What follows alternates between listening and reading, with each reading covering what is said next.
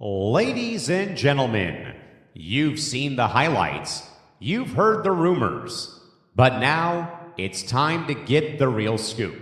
We pull back the curtain on the world of sports entertainment and give you the unfiltered truth. From the biggest pay-per-views to the latest shocking headlines, you're locked in for the ultimate wrestling discussion. This is Between the Ropes, only on the Empty the Bench Network. Now, here's your host, Kristie Wilson.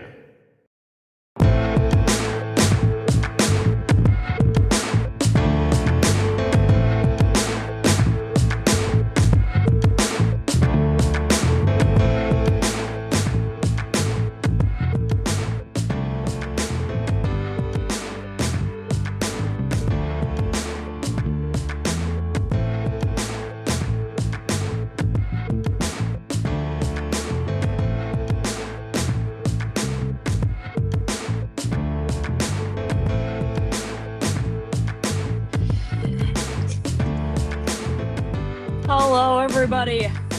Welcome to Between the Ropes. I'm your host. My name is Kristie Wilson, and we are going to be in for a heck of a show today. So here we go. You can, of course, do that.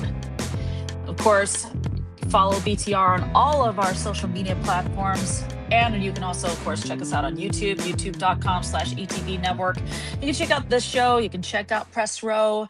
ETB Lounge is debuting on Monday. Check that out. That's going to be a lot of fun, where sports conversation is going to get spicy. That's all I got to say about that. So let's get into today's show. This is going to be pretty much a lot of fun. So here we go. Yes, recap. We're going to take a look at AEW Worlds End that was last week. That was definitely a heck of a show with the main event that I honestly was not expecting to see happen, though I'm sure a lot of people out there, all you IWC people, anticipated this happening. The main event was Maxwell Jacob Friedman is your new AEW World Champion, beating Swerve Strickland, Hangman Adam Page, and the champ at the time, Samoa Joe, in a heck of a match. Swerve coming out looking like Green Lantern. We know Hangman, of course, the Cowboy, and Samoa Joe. Believe me, were the signs there that Max was going to win? Yeah, I agree there was. But I kept thinking he had just come back. It doesn't feel like this is the right time for him to reclaim a championship that he had lost back in 2023. But Tony Khan and whoever's in charge of creative in that promotion, they had ideas, they had all of that in their minds. It's like, okay, we're going to give Max this belt. But there were other matches too. Excuse me. The women's world title match between Chris Statlander, Jamie Hayter. Statlander retained, and it looks to me, based on what I saw this Wednesday on Dynamite, and I'll get to that next, I suspect that Stat's next rivalry is going to be with Tekla, the Toxic Spider. So I think that's definitely a possibility there. FTR retaining those tag team titles, whoopee. Mercedes Moné and Athena losing. The downfall continues, and it continued, and it kept going. And I'll explain that in the next topic. But those two alpha women, Mercedes and Athena, went up against the champs, Mercedes, Willow Nightingale, and Harley Cameron, the Babes of Wrath. They won. Babes of Wrath did, of course. And that was, I'd say, this pay-per-view overall was a B+. It was really, really good. And this is the Continental Classic. You had the two semifinal matches. You had the one people have been anticipating forever, Konosuke Takeshita and Kanushka Okada, the Rainmaker. Okada beat Takeshita in what I thought was a really good match. And then John Moxley beat Kyle Fletcher in a really brutal Continental Classic match. And even that guy, Ian, got his tooth knocked out. Mox, I'll criticize you later for your refusal to go to the dentist, okay? I'll get to that later. But it set up the Continental Classic final, which is Mox versus Okada. These two had never faced each other before, at least it's not as far as I know. If you do know, let me know in the comments. If you're on YouTube, on Go back over here. Yeah, that one. If you are check out the YouTube channel, leave it in the comments. I want to know. But this match, holy shit. Mox versus Okada was vicious, brutal, bloody. What else can I say? And John Moxley, the 2025 Continental Classic champion, he gets the Continental belt. That pretty much means the unified belt, which I'm sure confused the crap out of everybody, including myself. It's now officially inactive. So Mox is just carrying around the Continental belt, or he's having Marina Shafir do it. Many thought, regardless of whether Mox won or lost, they thought the Death Riders were going to turn on him. Well, it didn't happen. It really did not happen. I mean, Mox cut one hell of a massive promo saying the belt didn't belong to anybody. At least they didn't put the Continental title in a briefcase. After what happened with the AEW World title being in a briefcase for several months, something tells me they were told, nobody wants that belt in a briefcase, people. Nobody. So, World's End B+ pay-per-view. I mean, say what you want about this promotion when it comes to TV, Dynamite and Collision. Sometimes it's a hit, sometimes it's a miss with the TV programming. When it comes to the pay-per-views, they blow everyone away all the time. There's just no question about it. They book really good pay-per-views. I mean, yeah, the match cards can get long and the length of time on the pay-per-views can get very long. I still wonder to myself, how the fuck was I able to survive watching AEW's All In Arlington? It was about maybe 4+ hours. I don't remember how long it was because it was last July and it was so epic and so friggin' amazing either way you look at it. So there's that. Now we're gonna get to, I kept mentioning Dynamite on Wednesday. New Year's Smash was actually not too bad. It wasn't bad at all.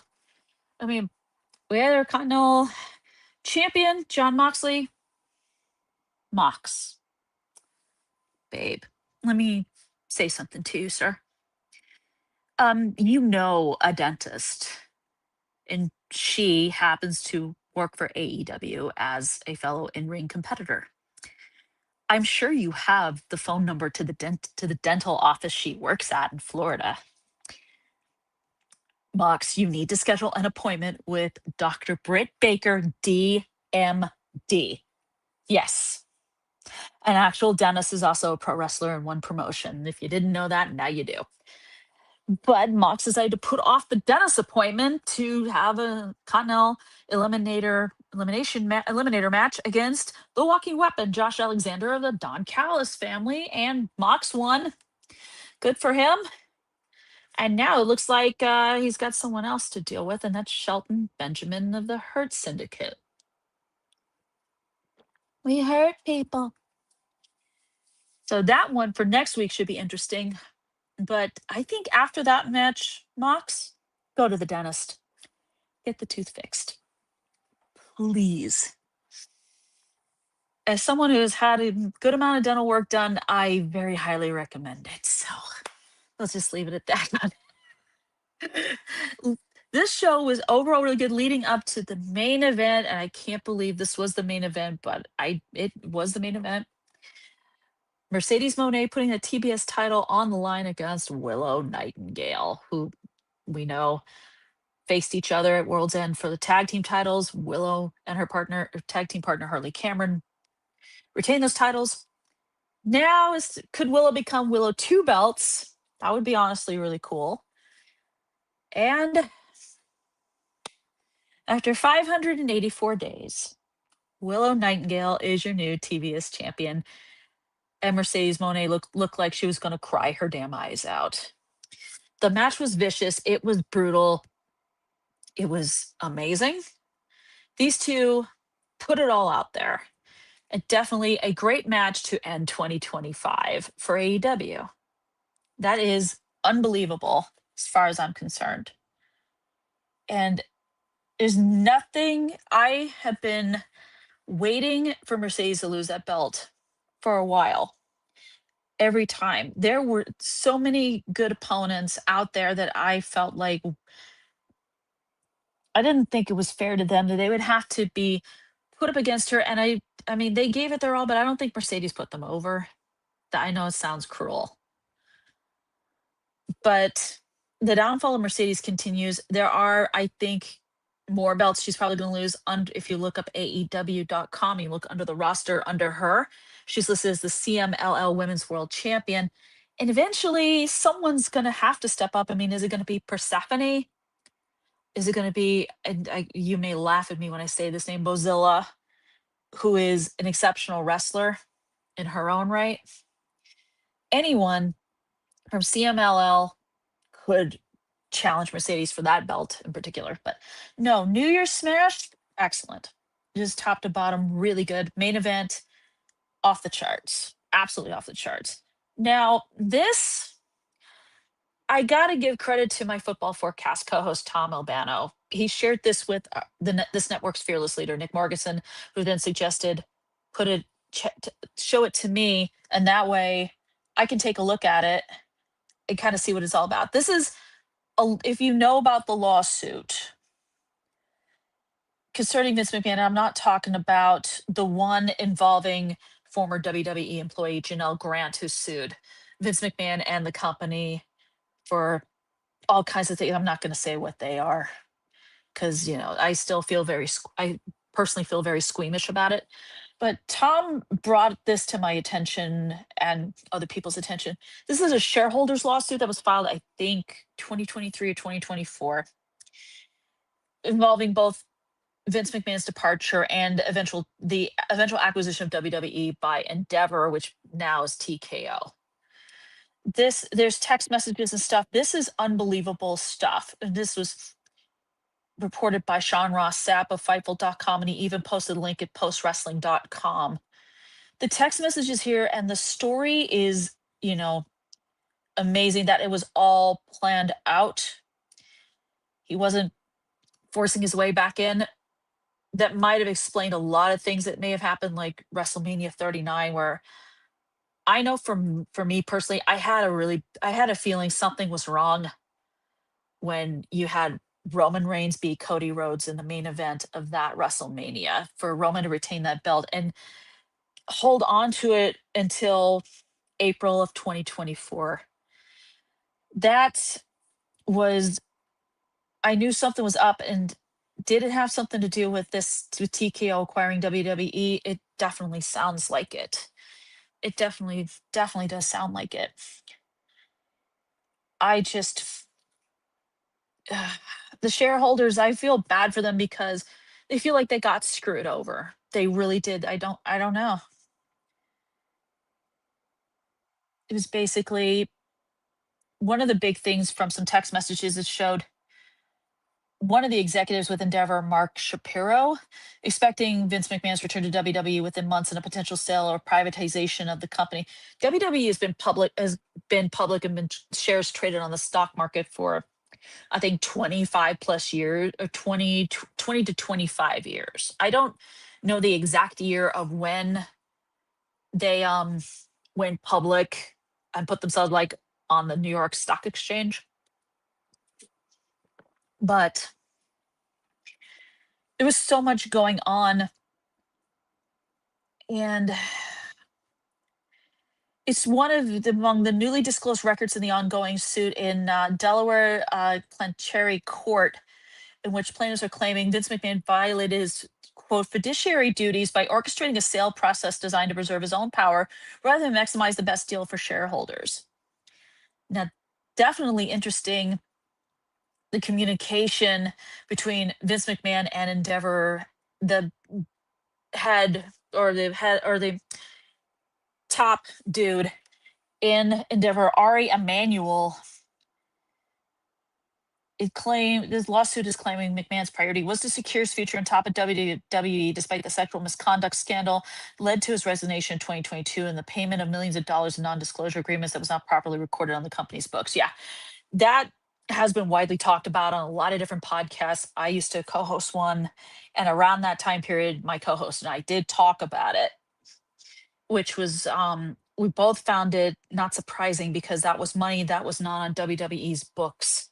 And it should have been, but the fact that Vince McMahon was so shady is so, I don't know what to say. I mean, just the man himself just makes me sick just literally makes me sick to my stomach. I mean, I don't, Vince McMahon, for all intents and purposes, I will give him credit. He did take a company run by his father and turn it into this global entity.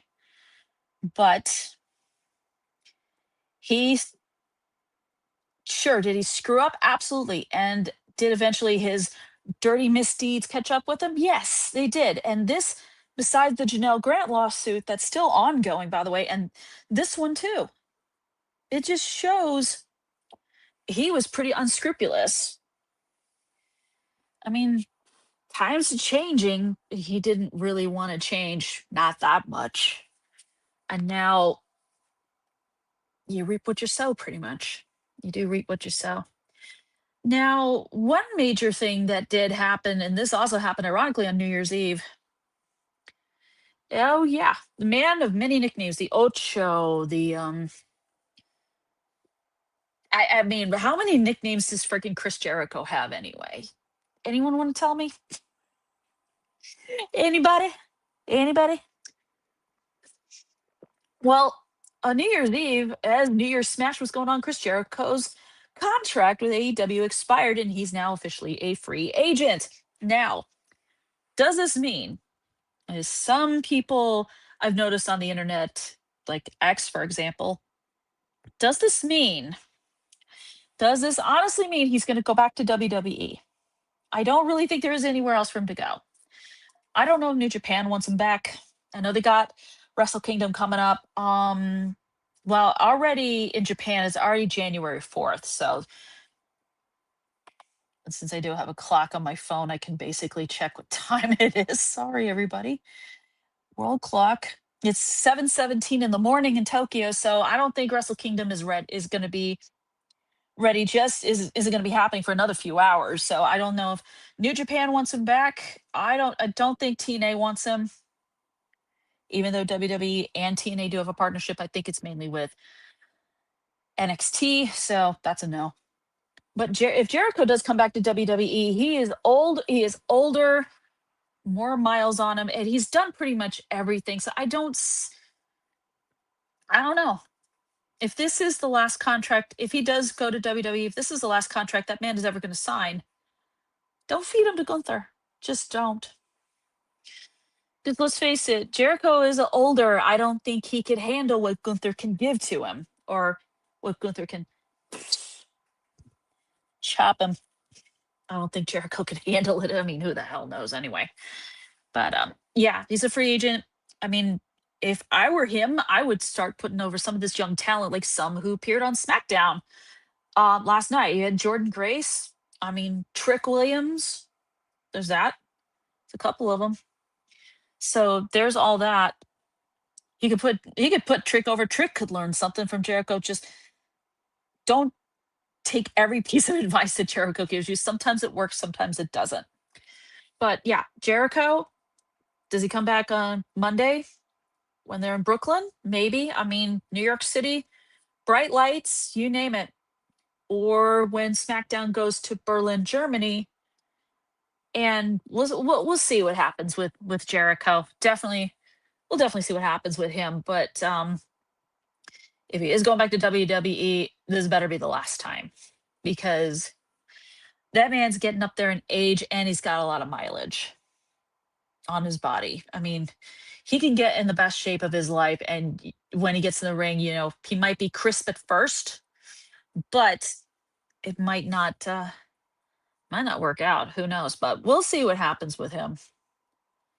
Now, if you are a TNA fan and you know who I'm talking about in this next topic, Madison Rayne, who was in TNA forever. She's a multiple former TNA Knockouts champion, tag team champion in that promotion, came to AEW. She had some decent matches and stuff like that. And then when Ring of Honor started wrestling there, in between her working as a coach in the women's division for AEW, has decided to call it a career.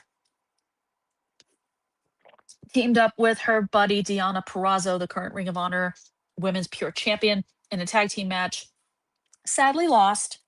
Would have been nice if she got in a victory, but they did a backstage segment. I think it was on Ring of Honor television, which you can find through Honor Club if you have that subscription.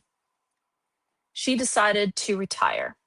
And, if you've given 20 years of your life to this business, I mean, at some point, you know when to stop. And I know Madison Rain's got additional responsibilities with, like I said, working as a coach with the women's division, AEW's women's division, which I think that's probably why they're doing so well.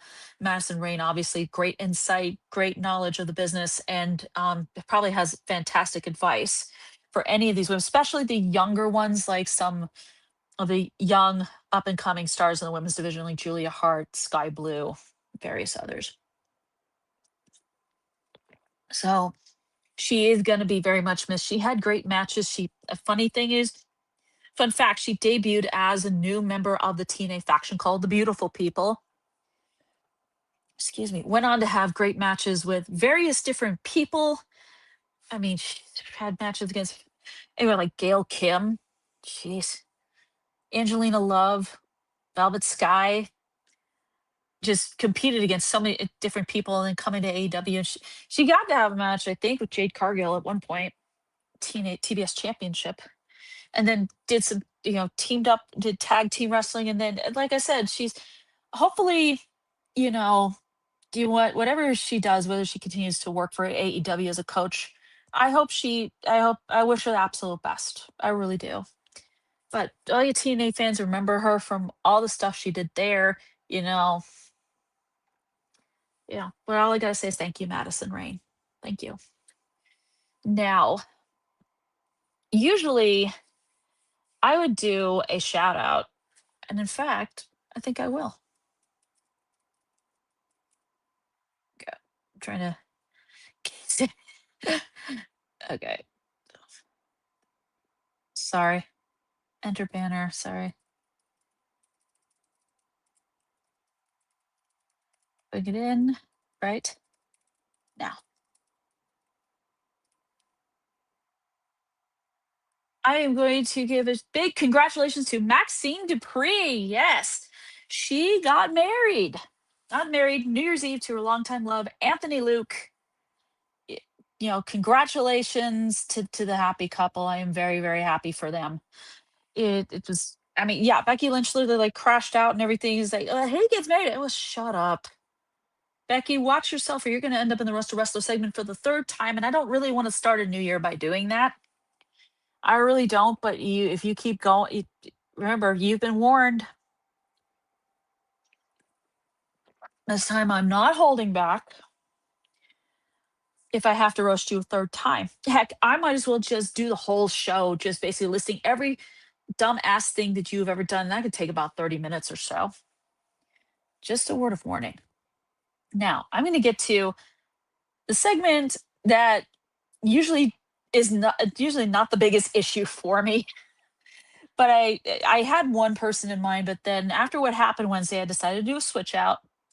But there she is. Willow Nightingale is my wrestler of the week. She was co-wrestler of the week with Harley Cameron after the Babes of Wrath won their tag team titles at Winter is Coming. This is major. She ended that 584-day reign of Mercedes Moné with the TBS title, continuing that downfall of Mercedes that's happening right now. But I've sung Willow's praises. She is, like, I call her Miss Ray of Sunshine.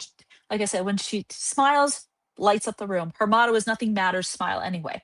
That's a great motto to have. That's a great personal motto to have. It's on the shirts, it's on everything pretty much. And she's just so positive and inspiring. And I hope, excuse me, I'm hoping, young girls out there see someone like her, see that positivity that she exudes, and they see that and be like, hey, it doesn't matter if she's like sculpted, built, muscles, that whole thing, which she's not, but she's pretty damn good. That they see her and they say, hey, she is someone I would like to be like, someone who's positive, full of energy, is a ray of sunshine. She just has all those things. Yeah, and she's won championships. Yeah, Sadly, her first TBS title reign was a transitional one because Mercedes Moné was just arrived. Everyone, I mean, she wanted that. She wanted to take what Willow had earned, which kind of made me sad. But I'm just glad, over time she kept going, she kept working, she kept pushing through. Yeah, she had the rivalry with Statlander, which, by the way, they did hug it out. I'm very happy because I was like sick of these two just staring at like Chris Statlander looking at her sadly, and Willow's like, "Get out of here! You broke my heart." But they made up, and that's a great. And I think that's a great thing. I mean, right now it's good to be Willow Nightingale. It definitely is good to be Willow. Like I said, positivity, sunshine, you know, just her walking out, even with her entrance theme and her walking out, whether it's by herself or with Harley Cameron or whoever, she just positivity. I mean, she's fun, cool, infectious. She's awesome. So, Willow Nightingale, your new TBS champion, is my wrestler of the week. Now, this choice for roaster wrestler actually wasn't hard for me to do because he's been pushing his luck. Yeah, I said he, and after a while of making the roaster wrestler segments all about women wrestlers who've been pissing me off, well, this guy has been pissing me off really bad. Oh, yeah, I mocked your laugh, Ricochet, Trevor Man. Let's get one thing straight. Were you screwed over in WWE? Yes, you were. Sure, you were NXT North American champion. You won, I think it was the United States title, then the Speed Championship, but you were not booked right. Your talents were not taken advantage of. You were not booked like the star that I always felt that you were. You were screwed over. Why? I don't know. But that's irrelevant now because you come to AEW, debut at All In 2024, and holy crap. And then at some point along the line to turn heel, you start using scissors. You go after Swerve Strickland. You go after the Hurt Syndicate because in the case of the guys who we hurt people, you basically wanted to join their ranks and they said no. And you couldn't, and that hurt your with the feelings. You just couldn't handle it, could you? Now, and then you just turn to this massive, obnoxious bastard. I get your heel and I get you're doing your job and you're being a character, and I get that. Let's face the facts here, Ricochet. Yeah, you are the AEW national champion, but unfortunately, you are just an asshole. You are being such an asshole here. I mean, sure, you're getting made fun of because, you're bald and all that, and your bald head getting slapped and your bald head getting sprayed with whatever the fuck that shit was. It was Windex or something. I don't know. Didn't make your bald head any shinier. Ugh. And I'm sorry I got to incorporate football in this. You're an Eagles fan? Oh my God. I wish I had the soundboard where I could do the sound effect Nick Morganson does and do clown show, clown show. So if you saw me on Football Forecast, I did call the Eagles a clown show, yeah. And their lead clown is Ricochet. Let's face it. You just you showing up with the Gates of Agony, and you call in your faction, by the way, called the Demand, by the way, dumb name. Very dumb name. You sure don't have any. I swear to God, you could be moving up the card so much more than you are. As far as I'm concerned, this heel turn, people may be loving it, but someone like me, it just doesn't care about that sort, just couldn't care less, really. You become another someone, I don't know what it is. I don't know what it is. As far as I'm concerned, I swear every time I see you, I want to not only slap your face, but slap that bald head too. I mean, goddamn. Eventually, you are going to lose that national championship, and eventually, I wouldn't be surprised if the Gates of Agony turn on you, and your little faction with them, the Demand, ends up going bye bye. I wouldn't be surprised at all by that. But Ricochet, you're not worth, I swear you are not worth my time anymore. So is whatever, buddy. But still. Oh man. There's all the stuff right in the banner. All of that. And then you can, of course, follow Between the Ropes on social media. And of course, if you want to remember, like, share, subscribe, go to youtube.com/ETB network. Check out all the stuff. Football forecast. We're going to be getting into the playoffs. And of course, my show, Gridiron Gridlock. I'm sure Trevor Williams is all the college football stuff going on. He's probably going crazy over it. I can't wait to see what he's got coming up next. All new press row coming up Wednesday with Nick Morganson, Callum McClurg. ETB Lounge debuting Monday. I might be there. I think I will be. You will see. But thank you everyone for watching, and I will see you next week. New episode Between the Ropes. See ya.